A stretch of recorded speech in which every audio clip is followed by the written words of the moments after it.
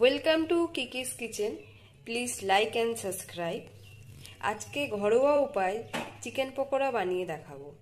আজকের recipe chicken pakora. Chicken পকোড়ার জন্য লাগছে 500 গ্রাম উইথ বোনস চিকেন বা বোনসলেস চিকেন, দুটোই চলবে।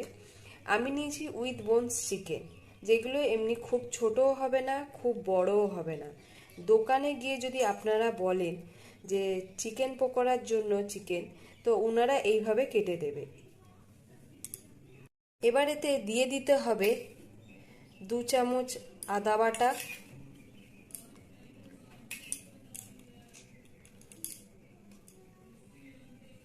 1 চামচ হলুদ গুঁড়ো,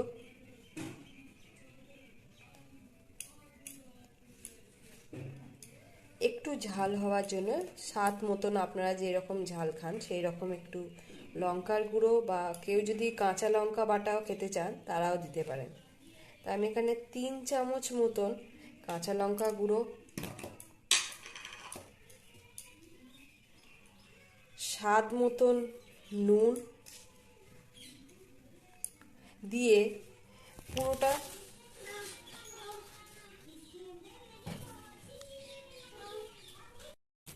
এবার সবগুলোকে ভালোভাবে মিক্স করে নিতে হবে।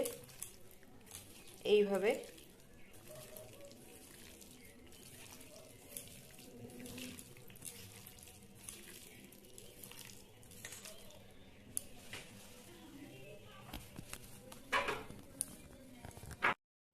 এবার এতে দিয়ে দেবো একটু ভিনিগার, যাতে চিকেনটা একটু নরম হয়।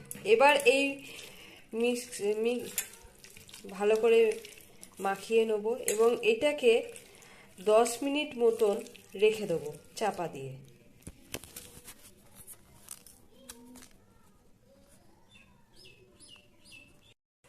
10 মিনিট পর আবার ফিরে এলাম। এরপর এতে দিয়ে দেবো একটু লেবুর রস,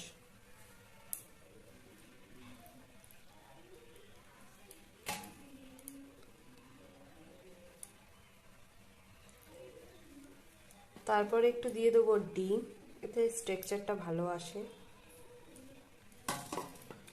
দিয়ে এটাকে পুরোটা এবার এতে দিয়ে দেবো কর্নফ্লাওয়ার,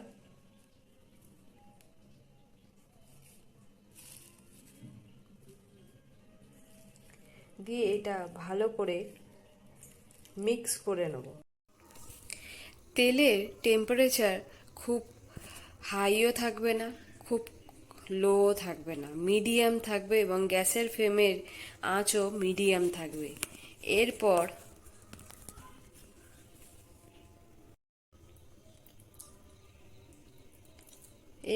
চিকেনটাকে আস্তে করে ধরে 2 সেকেন্ড মতো তারপর ছেড়ে দিতে হবে, তাহলে মশলাটা নিচে লেগে যাবে না।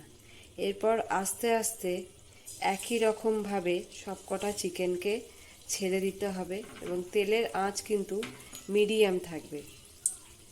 দিয়ে আস্তে আস্তে করে সবকটা চিকেনকে ধরে ধরে ছেড়ে দিতে হবে। এবার এক পাশে হয়ে গেছে, আরেক পাশের জন্য আস্তে করে উল্টে দিতে হবে।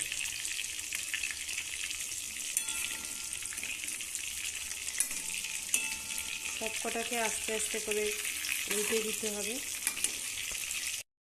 এবার চিকেনগুলোকে আস্তে আস্তে করে তুলে নিতে হবে।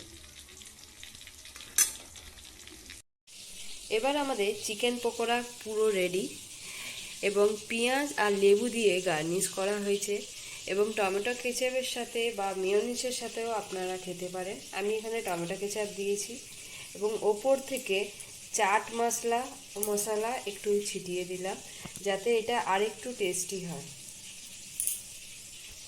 এবং বাড়িতে এটা খুবই কম উপকরণ দিয়ে বাড়িতে চিকেন পকোড়া বানিয়ে দেখবেন, অবশ্যই খেতে ভালো লাগবে।